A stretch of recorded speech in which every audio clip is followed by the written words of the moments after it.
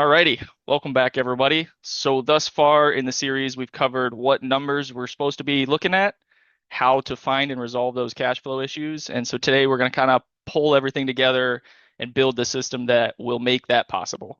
And so here's a wonderful picture of your guys' financial system as it sits. Well, hopefully not, but I just want to kind of slap you in the face with that a little bit. So if you had tried to do any of those past two webinars, right? If you tried to look at your numbers and things seemed a little weird, or you tried to look at your cash flow and it just kind of didn't make sense, that could be due to just the financial system that you have in place where the numbers aren't reliable, they're not working effectively. And so I like to move to the garbage in, garbage out methodology. So if you have a terrible setup, terrible structure, if you're putting bad data in or messy data in, well, the data you're feeding into your financial system to make your decisions is garbage. And so you're going to expect to get garbage out of that. So your financial decisions are only going to be as good as the data that's used to generate them. So a couple examples about how that could occur. So like if you're misclassifying expenses as cost of goods or putting them into the wrong accounts, you're going to get the wrong margins. You're going to be looking at the wrong KPIs. It's going to throw things off. If you're using the wrong payroll categories, like not separating direct labor from office labor, your labor efficiency is going to look a little off. If you're using the wrong overhead and not categorizing certain things as fixed versus variable expenses, your break-even number could look off. If you're missing receipts, well, you're not going to get the right tax picture if you ever get audited or anything like that. If they come back and ask, hey, is this a business expense? Well, can you prove it? If you aren't reconciling, every month or only reconciling once a year, then the decisions you're making throughout the year aren't real. They're not backed by actual numbers. If you make any of the above mistakes and you don't reconcile those mistakes out of your system, you're making decisions with garbage data. So the three pillars to your financial system are here. Where do you put each of the category or transactions?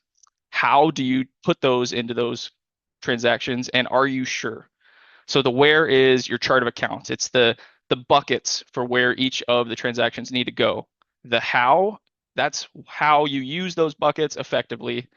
And then are you sure? That's that reconciliation. So closing out the month, making sure everything's good, and then preventing it from changing moving forward. So where to put things. So back to garbage in, garbage out. On the left, you can kind of see what I've seen in the past. You have multiple duplicate accounts. You don't have any structure, any organization, right? We have materials. We have ads, Google ads, advertising, etc. So on the right side is kind of what we're striving for.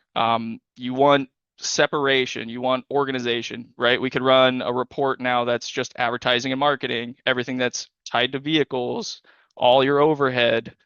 We want that clean and clarity. And I don't want to list out the full chart of accounts here. It's just too long on a slide. On my website, I have the downloadable chart of accounts. It's free. Grab it, check it out, compare it to yours. So the goal with that clean chart of accounts is it's going to make your KPIs make sense, right? If everything's bundled into the appropriate category, that means you're not missing anything when you're looking at KPIs like labor efficiency, overhead, how much office expense you have, etc. And it's going to help make your gross margin, your net margin reporting reliable. You're going to be able to spot some of that unexpected spending a lot more instantly, right? If you don't have duplicate accounts, you're going to be able to see when you compare month over month, year over year, look at that variance, what that unexpected or increase in spending is, and immediately isolate what that is. So it's going to create a simple financial system that you can then look at on a month-to-month basis and see the difference. You're going to have those grouped bundles. You can just look at the high level and totally understand, hey, my advertising went up. All right, expand that. Oh, look, Google ads, we spent more on that this month. Oh, yeah, that makes sense. We're running a new campaign kind of thing.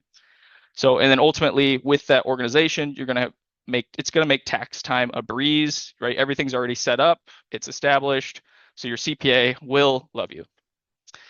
Kind of some rules to avoid the clutter with the chart of accounts, right? So we want to find a balance between having too much on the chart of accounts and not enough, right? We want to be able to make good decisions, but we don't want to be spending all of our time scrolling through hundreds of different accounts because we put one or two expenses in each of these accounts. So if you're using that account one-off or only quarterly, It shouldn't be an account. It shouldn't be a category that you can put a transaction in. So combine that with something else. You're being too detailed. If the account has less than $5,000 a year in it, that's a rough rule of thumb. You could look at it as like 0.5% of revenue or something like that, some very low number. Then you're probably too detailed again. You're just drilling into details where you don't need to. If you have duplicate accounts, right? So if you have an account that is doing the same purpose, it's just kind of named a little differently, combine it. So avoid that clutter. So your goal is clear, not cluttered data. You want enough detail to drive those decisions, but not create a bunch of noise or overwhelm you with the size of the chart of accounts. So then once you have your base, we move on to the how. So how do you actually categorize these transactions? And so here's kind of the workflow that I like to use for each of the different sort of incomes you're going to see. So for expenses, right, that's typically going to be a vendor purchase, whether you're buying that with an invoice, whether you're doing that with a credit card, doesn't really matter. So, right, material supplies, etc. It could be a subcontractor, doesn't matter. Regardless, immediately send that document to Dext is my favorite receipt filing system. There's others out there. You could even put it into a Google Drive. It doesn't matter. You're just capturing that receipt, and digitizing it makes it much easier. So Dext has a great, it'll look at the receipt, auto look at it, auto categorize. It automates a lot of that data entry for you. That's why I love it. But you could totally do all this manually, but ultimately store the receipt, store the invoice, make sure you have that on hand. And then from there, Dex is going to send that to QuickBooks, and that's where the categorization happens. So you categorize. So that's why this is red here. This is what we're talking about, right? Putting it into the right account and then making sure that it goes to QuickBooks. And if it's an invoice, right, we have to do the accounts payable side, make sure we pay that invoice. If it's card or cash, that's already done. You've stored the receipt. And ultimately, everything leads back to QuickBooks, right, where you're going to match that outgoing money to the appropriate transaction, but you have all of this documentation to back it up. And then for payroll, it's almost a similar process for payroll, right? You get your timesheets, that gets processed by your payroll provider. Then the documentation that goes to QuickBooks is going to be your payroll journal. It'll be the other documents, the payroll invoice, everything needed to understand what exactly was in that payroll. And then you're going to make sure that you have the appropriate split between your cost of goods, your direct labor, your operating labor. Make sure all that's allocated, and then match those outgoing expenses in your QuickBooks bank feed. And then on the flip side, making the money, right? So you're going to create a job in your field service tool, whether that's House Call Pro, Service Titan, or whatever you guys are using. If that invoice then gets sent to the customer and the payment's received, so that's still all happening within the field service tool. And then the key is making sure that your field service is synced with QuickBooks, right? So then the invoice is going to end up in QuickBooks. So now you're showing that revenue. The payment then comes over to QuickBooks. So you have undeposited funds. And then again, we just match that to QuickBooks. So it doesn't really matter what process or where we're at within the accounting system. It all starts with an event occurred. We get the documentation for it. We make sure that documentation aligns with our categorization, and then we match that in QuickBooks. So that's your 4-step categorization system, categorization process. And the key a lot of companies I see miss is not getting the documentation or keeping it on hand. And that's pure, a lot of it's just, it's difficult, right? There's so much of it. So we'll go and talk about some tips on how to make that a little easier. So these are my rules or tips that I like for categorizing all these transactions, performing that step. So make sure that you have paperwork required. There's one, it makes categorizing easy. You can actually see what was purchased. You're not just looking at a transaction saying, oh, it's from this vendor, it must be this. So don't categorize without the paperwork, and make that easy for yourself, right? If you're using any of these vendors, almost all of them have e-invoice delivery now. Make sure you're forwarding that to an email or some other system like Dext that will automatically read it, categorize it, and do most of that data entry work for you. And then make sure your receipts are also getting captured. So if you're not just using invoices, right, you're going to be spending money at gas stations, doesn't matter, right? Make sure you have those invoices. There's a couple ways you can handle those. If you go the physical receipt route, maybe you give them to your office manager and they upload all of them. Or the alternative I've seen is that you have your technicians with an app on their phone, right? They already use apps for the field service. They're familiar. Everybody's pretty tech savvy these days. And they just take a picture of it. Boom, it's uploaded, it's digitized. You can still have the paper copies as backup, but boom, it's digitized. It's now in the accounting workflow. And then second to that is, all right, if we have this paperwork, how do we make the paperwork work for us a little bit more? Leverage the PO structure. You can get these POs at a ton of the vendors. You can put it on most of your reports. And if you just have a generic receipt, write on it, right? Carry a pen, just write on it before you take that picture and upload it. I love to see if you're using different business units to see the difference between service, install, maintenance, or residential, commercial. Make sure you put that business unit abbreviation on the receipt or the invoice. Put the job address or customer name. Then you could tie it exactly to the job if you want to do job level detail job costing. And then there's some optional things you can definitely put on there if you want to see exactly who purchased it. If everybody's using the same credit card or something like that, you can ask or require technician initials.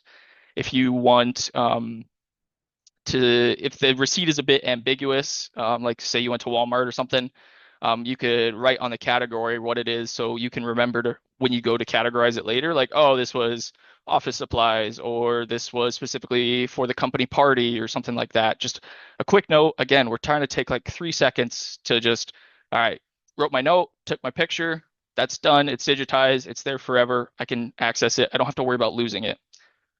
Um, and then we want to categorize based on the purpose, right? So back to the Walmart example, Walmart sells a ton of things. So if they have batteries, if they have office supplies, food, if you were just looking at a transaction that said Walmart, you wouldn't know where to put it, where to categorize it, and that ultimately is going to lower the accuracy of the numbers you're seeing in your KPI. Sure, it might all be overhead, but you don't know if you're overspending in certain sections of it.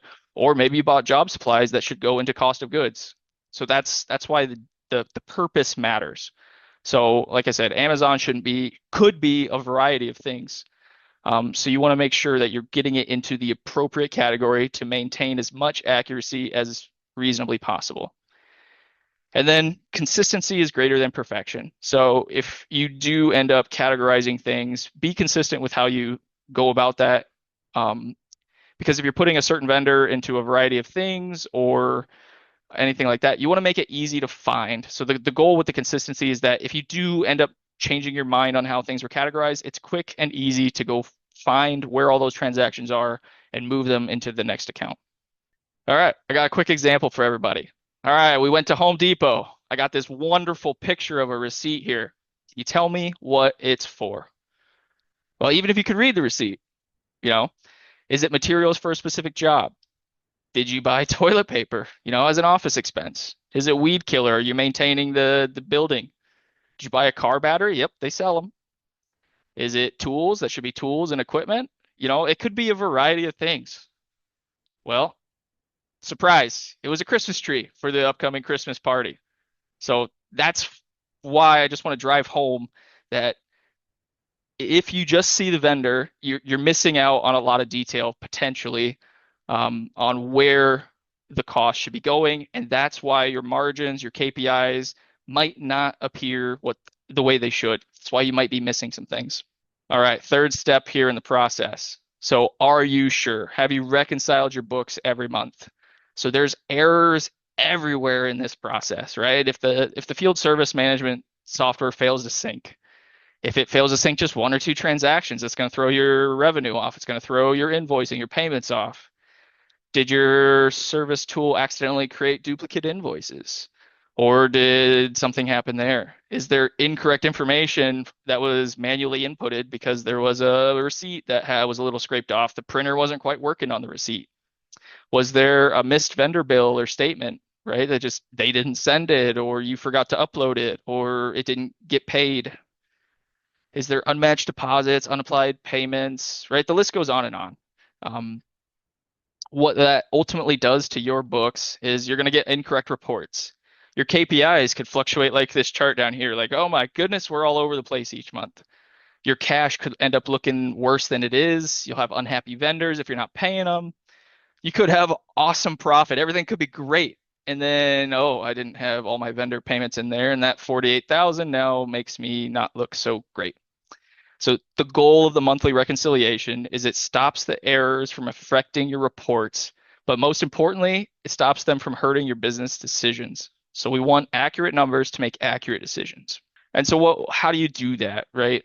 So on a monthly basis, you're going to reconcile things. So bank accounts, credit cards, loans, everything you can get a statement for, right? Payroll should zero out every month. Your vendor statements, right? Make sure you have all your bills input. Make sure you've paid them all. Your merchant fees, right? All those credit card fees, sometimes they come monthly versus per transaction. Reconcile against your field service tool to see if there's any issues there, right? Make sure your sales in the field service tool align with the revenue on your books. Make sure your payments and all the accounts receivable are aligned. That way your reports are solid. Make sure you're reviewing all of the uncategorized things. So if you just didn't have the documentation, if you didn't quite know where to put something, double check that every month. Make sure that that account is cleared out. Again, look at your accounts receivable, your unapplied payments, look at the open vendor bills, clearing accounts to zero, and then confirm. Third step is your inventory. Make sure your cost of goods are allocated, your payroll is all cleaned up, you've allocated appropriately for your owner's draws. Any of the prepaid expenses that you may have on your books are actually written off and moved. They don't just sit there as an asset all year long, and that you have as much documentation as you possibly could. So on a monthly basis, make sure everything's aligned before you start making your business decisions. And so then now that we have nice, clean books with documentation, what are we going to look at every month, to help make those decisions? So, right, we've looked at some of the numbers, but in general, these are the 6 reports that you should be looking at every month.